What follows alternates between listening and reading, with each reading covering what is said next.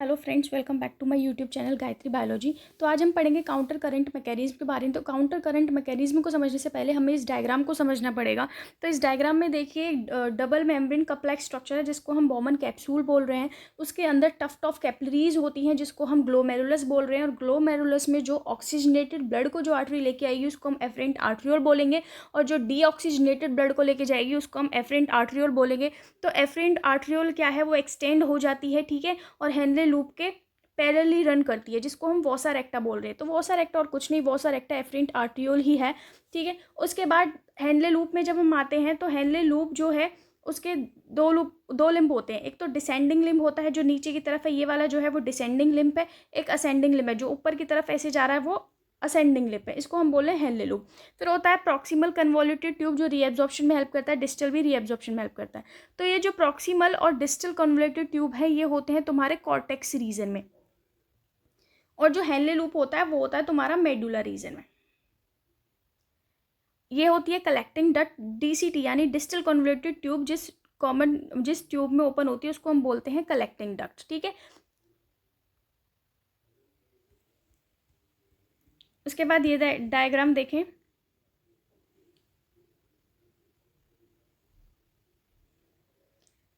ये देखिए कॉर्टेक्स है, और कॉर्टेक्स में तुम्हारा क्या है, कॉर्टेक्स में मैंने बोला था पीसीटी और डीसीटी, ये वाला पीसीटी और ये डीसीटी तुम्हारा कॉर्टेक्स रीजन में वही शो किया हुआ है। फिर उसके बाद तुम्हें दिखाया हुआ है कि जो तुम्हारा हेनले लूप है, ये वाला जो हेनले लूप है दिस वन, ठीक है, ये हेयर पिन लाइक स्ट्रक्चर है, वो तुम्हारा मेडुला रीजन में है। तो उसके दो लूप बताए थे, एक डिसेंडिंग लूप, ठीक है, और एक क्या था, असेंडिंग लूप। तो जो असेंडिंग लिम्ब है और जो डिसेंडिंग लिम्ब है, descending limb remember this thing, जो डिसेंडिंग लिम्ब होता है वो परमेबल होता है वाटर से, मतलब उसमें से वाटर पास हो सकता है। और जो असेंडिंग लिम्ब होता है वो इम्परमेबल होता है वाटर के, लेकिन परमेबल होता है इलेक्ट्रोलाइट्स के, लाइक जैसे कि NaCl। तो इसलिए असेंडिंग लिम्ब में से NaCl बाहर निकलता हुआ दिखाई दे रहा है, क्योंकि असेंडिंग लिम्ब जो है वो परमिएबल ही इलेक्ट्रोलाइट्स के लिए है। और डिसेंडिंग लिम्ब में से वाटर बाहर निकलता हुआ दिखाई दे रहा है, क्योंकि जो डिसेंडिंग लिम्ब है वो परमिएबल है वाटर के लिए, ठीक है। तो ये क्या है, ये कलेक्टिंग डक्ट है, कलेक्टिंग डक्ट में से वाटर भी निकल रहा है, कलेक्टिंग डक्ट में से स्मॉल अमाउंट ऑफ यूरिया भी निकलता है।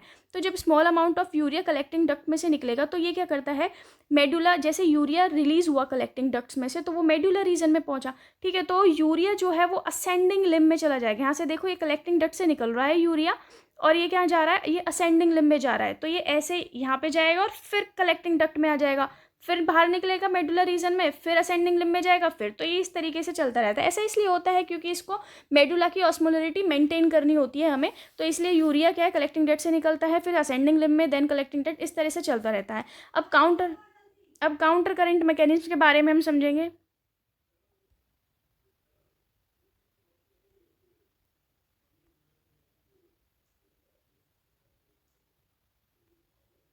तो काउंटर करंट में ये क्या है, ये क्या है, बाउमन कैप्सूल है जो कप लाइक स्ट्रक्चर अभी मैंने एक्सप्लेन किया, ठीक है। ये ग्लोमेरुलस है, ठीक है, जो टफ्ट ऑफ कैपिलरीज है। इसमें अफरेंट आर्ट्रियोल है जो कि आ रही है, दिखाया जा रहा है, और फिर इफरेंट आर्ट्रियोल है जो कि डीऑक्सीजनेटेड ब्लड को ले जा रही है, ठीक है।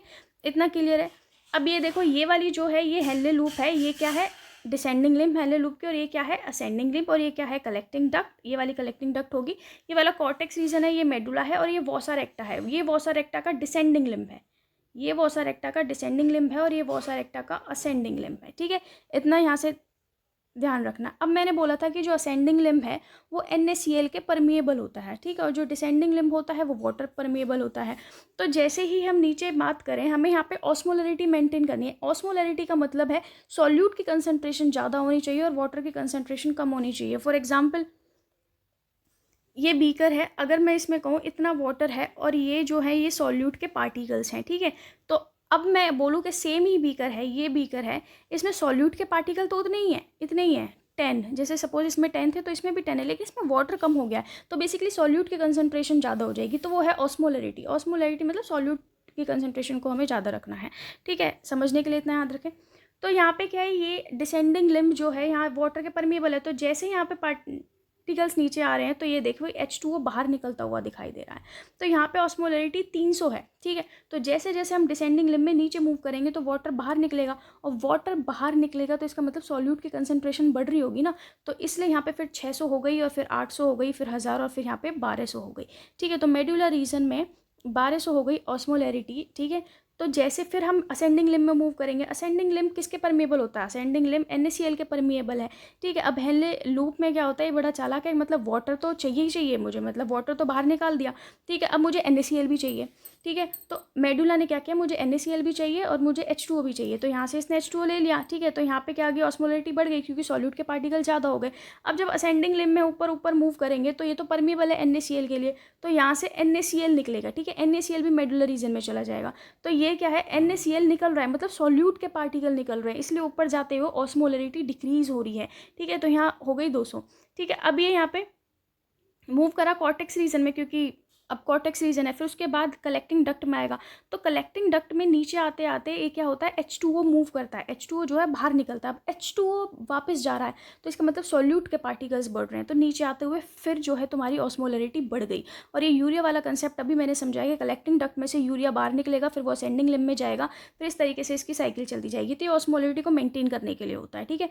आई होप ये डायग्राम समझ में आया होगा। अब हम रिटर्न वाले कॉन्सेप्ट पे चलते हैं। तो ये देखिए काउंटर करंट मैकेनिज्म में mammals have the ability to produce a concentrated urine, तो यूरिन जो हम पास आउट करते हैं बॉडी से वो कंसनट्रेटेड रहता है, जिसमें वाटर की कंसनट्रेशन कम रहती है, बेसिकली सॉल्यूट भी रहते हैं, मतलब यूरिन में ऐसा नहीं है कि हम वाटर ही रिलीज करते हैं बॉडी से, हम सॉल्यूट पार्टिकल्स भी रिलीज करते हैं। The Henle loop and vasa recta play a significant role in this. अब वॉसा रेक्टा का रोल तो हमने देखा ही, ये देखो ये वॉसा रेक्टा है, ठीक है।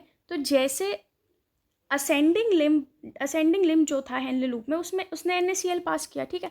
अब वो NaCl जाएगा कहाँ, वो NaCl मेडुला में जाएगा, तो वो NaCl जो है वॉसा रेक्टा की डिसेंडिंग लिम्ब एब्जॉर्ब करेगी। अब ये देखो यहाँ पे वाटर की कंसंट्रेशन ज़्यादा रही होगी, तो जैसे जैसे ये नीचे आएगा ये NaCl एब्जॉर्ब करता जाएगा, मतलब सॉल्यूट पार्टिकल्स NaCl जो है, इलेक्ट्रोलाइट जो है, जो असेंडिंग लिम्ब ने रिलीज़ किए हैं, वो डिसेंडिंग लिम्ब ऑफ, मतलब ascending limb of Henle loop ने जो NaCl रिलीज़ किए हैं वो वॉसा रेक्टा के डिसेंडिंग लिम्ब एब्जॉर्ब करेगा, तो उसकी ऑस्मोलरिटी नीचे जाते हुए बढ़ती जाएगी। दूसरा रीज़न यहाँ से H2O भी रिमूव हो रहा है, तो बेसिकली सॉल्यूट की कंसनट्रेशन बढ़ रही है, तो यहाँ पे ऑस्मोलरिटी बढ़ रही है, तो यहाँ पे 1200 हो गई, ठीक है। जैसे जैसे हम ऊपर जा रहे हैं यहाँ से NaCl बाहर निकल जाएगा, ठीक है, ये NaCl बाहर निकलता हुआ दिखाई दे रहा। और फिर यहाँ से जो असेंडिंग लिम्ब था हेनले लूप का, इसने H2O रिलीज किया था, ठीक है। तो ये जो असेंडिंग लिम्ब है वॉसा रेक्टा का, इसने जो हेनले लूप का डिसेंडिंग लिम्ब ने H2O रिलीज किया, वॉसा रेक्टा के असेंडिंग लिम्ब ने वो H2O एब्जॉर्ब कर लिया होगा, ठीक है। दूसरी तरफ वो NaCl निकाल भी रहा है, तो सॉल्यूट की कंसंट्रेशन बाहर निकल रही है और सॉल्वेंट बढ़ रहा है, H2O भी बढ़ जाएगा, तो ऊपर जाते हुए ऑस्मोलरिटी फिर डिक्रीज हो जाएगी, ठीक है। तो ये अपोजिट वर्क करते हैं। तो अब हम रिटर्न मैटर पे चलते हैं। ये देखें, mammals have the ability to produce a concentrated urine. The Henle loop and Vossa recta play a significant role in this.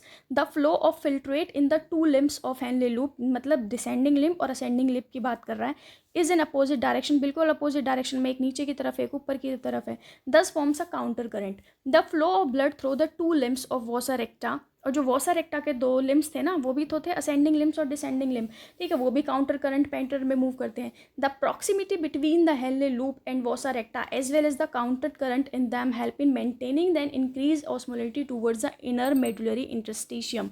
अभी हमने देखा कि जब 300 से 1200 हो रही थी, वो जो 1200 ऑस्मोलरिटी हो रही थी वो मेडुला वाले रीजन में हो रही थी, इनर मेडुला में हो रही थी, इसलिए यहाँ पे लिखा हुआ है कि इनर मेडुलरी इंटरस्टिशियम में हमें ऑस्मोलरिटी इंक्रीज करनी है। और कितनी इंक्रीज करनी है, 300 से 300 किस में थी, कॉर्टेक्स में थी ना, कॉर्टेक्स रीजन में 300 थी, और 1200 कहाँ गई, मेडुला वाले रीजन में 1200 हो गई थी। This gradient is mainly caused by NaCl and urea, ठीक है, NaCl की वजह से ये ग्रेडियंट बना है, NaCl की वजह से ऑस्मोलरिटी इंक्रीज हुई है और यूरिया की वजह से ऑस्मोलरिटी इंक्रीज हुई है।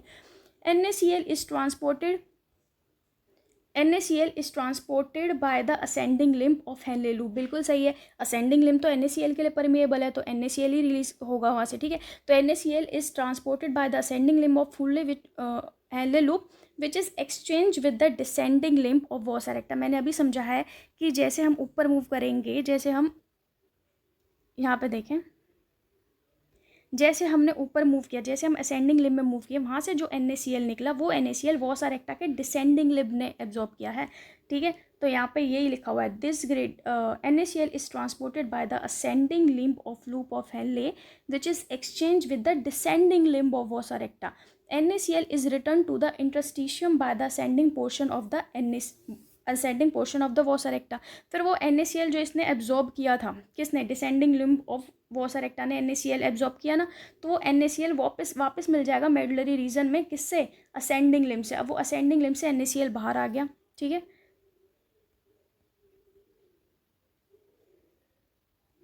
Similarly, small amounts of urea enter the thin segments of the ascending limb of Henle loop, which is transported back to the interstitium by the collecting tubule.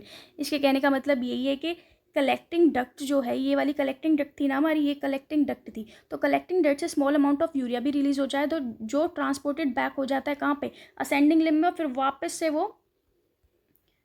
वापस से यूरिया यहाँ move करके वापस से तुम्हारा collecting duct में आ जाता है। तो यही चीज़ यहाँ पे लिखी हुई है, small amount of urea enter the thin segment of ascending limb of Henle loop. और थिन सेगमेंट इसलिए लिखा हुआ है क्योंकि ये देखो, ये जो ऊपर वाला पोर्शन है, ये जो ऊपर वाली लूप है, ये थिक है, और ये नीचे वाली जो है थिन है। यूरिया जो है वो thin portion of ascending loop में एंटर कर रहा है, ठीक है। तो Henle loop which is transported back to the intestinium by the collecting tubule. The above described transport of substance facilitated by the special arrangement. इसी को हम काउंटर करेंट मैकेनिज्म बोलते हैं। और इसका मेन मकसद क्या है, इसका मैकेनिज्म, ये जो मैकेनिज्म है ये हेल्प किस में करता है, कंसंट्रेशन ग्रेडियंट को मेंटेन करने में ये हमारी हेल्प करता है, ठीक है। इन द मेडुलरी इंटरस्टिशियम, मतलब जो इनर मेडुला है उसमें हमें कंसंट्रेशन, उसमें हमें ऑस्मोलिटी मेंटेन करनी है, ये उसमें हेल्प कर रहा है। Presence of such interstitial gradients help in an easy passage of water from the collecting tubules thereby concentrating the filtrate. इस प्रकार से जो हम यूरिन पास आउट करते हैं वो कंसनट्रेटेड यूरिन रहता है। Human kidney can produce urine nearly 4 times concentrated than the initial filtrate form. इसके कहने का मतलब ये है कि जो इनिशियल फिल्ट्रेट फॉर्म हुआ वो कितना था, इनिशियल फिल्ट्रेट जो फॉर्म हुआ वो 300 था, लेकिन जब हम इनर मेडुला वाले रीजन में गए तो ऑस्मोलिटी कितनी हो गई, वो हो गई 1200, ठीक है। 1200 हो गई, 300 थी 1200 हो गई, तो कितने टाइम्स इंक्रीज़ हो गई, 4 times इंक्रीज़ हो गई ना। तो यही बात वो यहाँ कहना चाह रहा है कि जो ह्यूमन किडनी है वो यूरिन प्रोड्यूस करती है nearly 4 times concentrated than the initial filtrate form. तो this is all over the counter current mechanism. I hope आपको समझ में आया होगा। अगर आपको समझ में आया है, हेल्प मिली है, तो please like, subscribe and comment my YouTube channel. Thanks for watching.